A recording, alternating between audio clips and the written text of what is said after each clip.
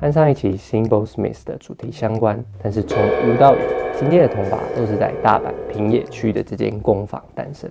我们今天来到的是 Koide Symbol 小出铜把的工坊以及总部，这是日本最大且唯一的铜把制造工坊。究竟日系铜把有什么样的魅力，可以在铜把世界之中占有一席之地？而日系铜把又是怎么制造出来的？让我们一探究竟吧。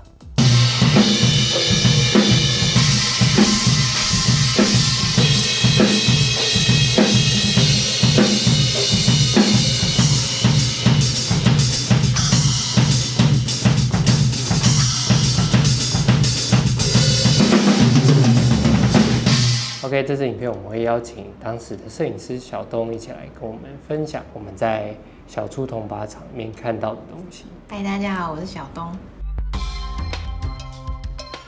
OK， 那现在看到的是铜把的原材料。他说这个材料其实只有在日本才有，它是很特殊的一个金属的混合。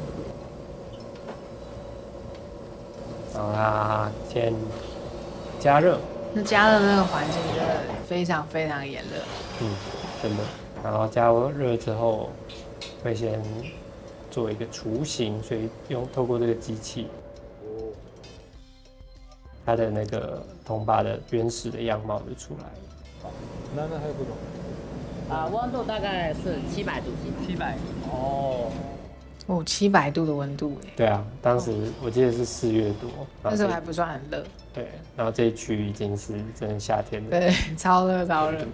那接下来放下这个水槽，就让它降温。真的很佩服这个工匠，很专业的在操作这些。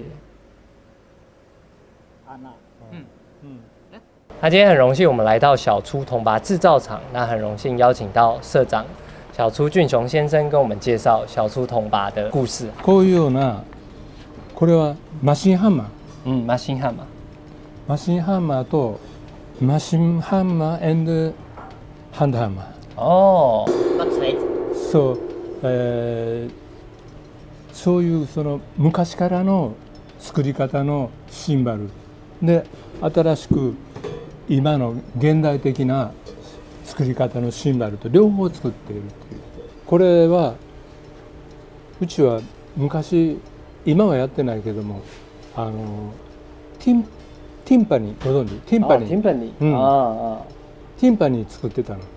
で、その時にうちへ入ってきた社員がドラムが趣味だった。で、日本にはシンバル会社がないのでやりましょうって。那接下来进入到 lathing 的环节。对铜把很了解的人就会知道，这个工匠在做 lathing 的这个操作利不利落。看它这样子，哇，成品就超美，就很亮，很惊人呢。好漂亮。所以这边有一个比较，就是说还没有处理过跟 lathing 之后的差别。然后再来是机器敲打的环节，这个很惊人的音量，这个音量我们已经是处理过后，但是那个现场的音量真的是非常惊人，超级无敌大声。需要戴那种工业用的防噪耳机。对，所以真的超级大声的。对，然后可以看到它的垂点其实都很平均，这个真的是需要长时间的经验去累积啊。就每一个环节都是岁月精炼出来的工艺技术。真的是很佩服。对啊。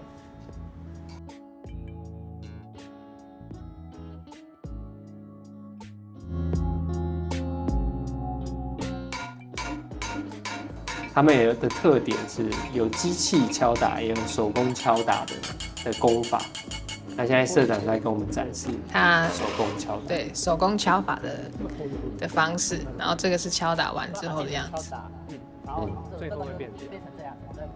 哇，超级厉害！那个垂点的平均度。然后他就邀请了韦恩老师来试打看看。应该不是说简单，以为应该没那么的困难吧？那韦恩老师，你觉得当下怎么样？所以大家可以看影片就看得出来，完全有吧？反動で。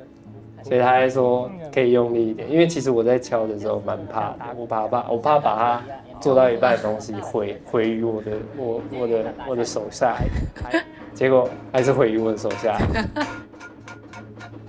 大家看我的动作就是完全跟大家都很小啊，社长打的都很大，这个差异，这个是为什么？他就是社长打的比较圆润，比较平均，然后那个垂点是很圆，然后我打的是这种尖尖，然后很不平均，对，很不平均，然后好像又比较深。哦，そうです。应该是力道失力的地方错误吧？对，可能是敲打的那个点刚好是切到了，不是垂直的下去。对，这个真的是很难诶，我觉得真的，这是真的像刚刚机器捶打也是，这是需要时间的精炼，你才能很随手打都是一样，我觉得其实就跟打鼓一样，还需要练习。那个锤子应该也很重吧？对啊，所以我想那个时候 ENJ 也有说他在小处学习这个技法，应该也是花了非常多时间在练习这一块。对，这个真的是专业。接下来他就帮我们展示了一些刻制的弓把，对，这是弓，它是挂在鼓组后面，或是比如说寺庙啊，或是宗教的时候，嘣这样侧，超大一个的，超级大，应该有一个半身的大把，应该可能有一个小孩子的大把，对，重量也比较重，这个是另外一个，对，这比较薄的。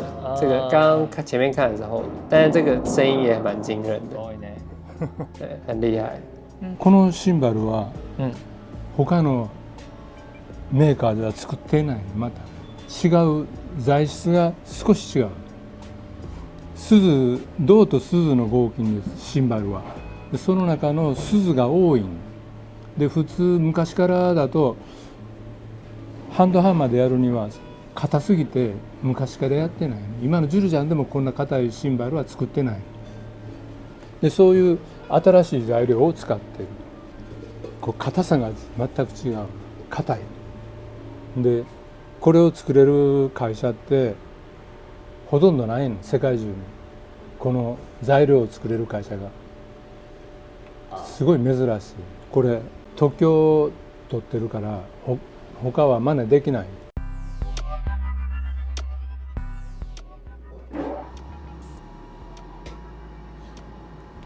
接下来又是一个疗愈的地方了。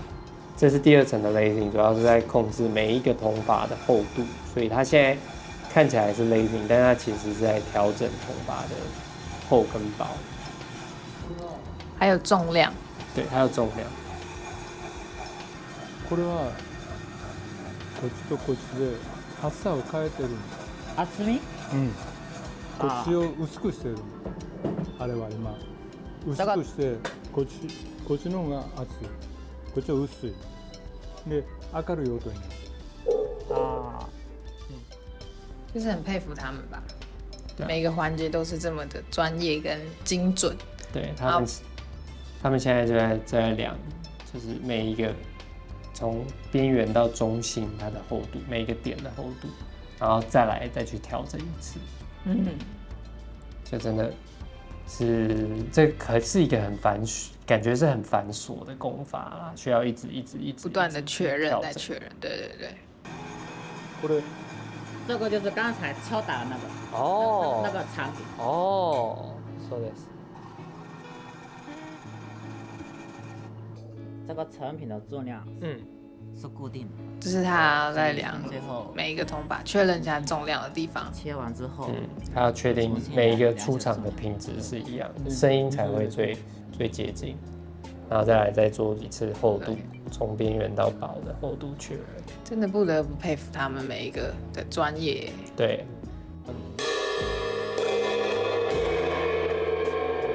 这边是切割之后的成品。这个是还没有切割的。右边是调整过，左边是还没调整。那个厚度不同。厚度的不同，声音也就有差一些了。所以切割就是刚刚这个动作嘛。对。哇。那个呈现出来的样子也完全不一样。哇，真的很漂亮哎！看到他们整个过程的工艺，又觉得哇，这个铜把赋予它的生命力，又让人更吸引了。接下来这个环节，社长跟我们展示还没处理跟处理过后铜把的声音差异。大家可以先听听看，我们影片最后会跟大家公布答案，看你猜的对不对。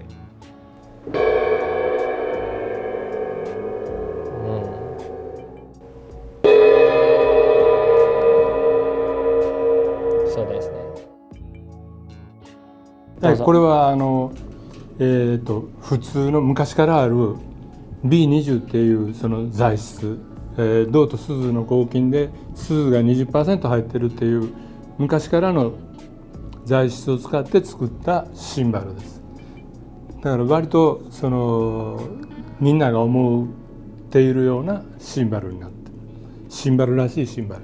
うちのはこういろいろ特徴のあるシンバルがあるんだけども、その中では一番その誰が聴いてもシンバルっていうそういう普通最も普通なシンバル。叩いた感想お願いします。はい。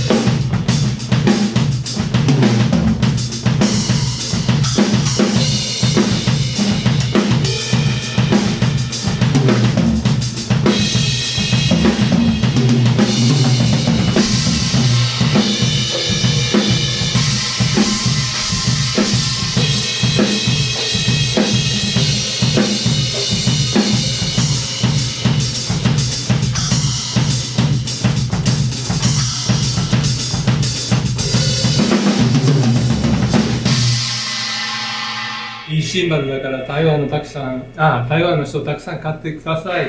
ありがとう。谢谢。谢谢。那这次真的很开心有这个机会，谢谢小猪铜把，也谢谢社长，让我们参观小猪铜把的工厂究竟是怎么制造出来的，这真的是难得的一个体验。那真的也很佩服小猪铜把和之前我们介绍过的 EMJ， 如果还没有看过的话，大家可以点点看这里，去看看他对声音的追求。很佩服日本的这些职人对于铜把声音的要求，以及不断的尝试各种不一样的声音。那接下来 Drumlab 台北也会有更多的国际性的企划，我们去不同的国家探访。那也希望尽快可以把这些内容分享给大家。但是更重要的就是，如果想要知道这些资讯的话，欢迎订阅、按赞、分享这支影片，并留言支持我们制作更多有意义的企划。这里是 Drumlab 台北，我是韦恩，我是小东，我们下次见。记得订阅哦，拜拜。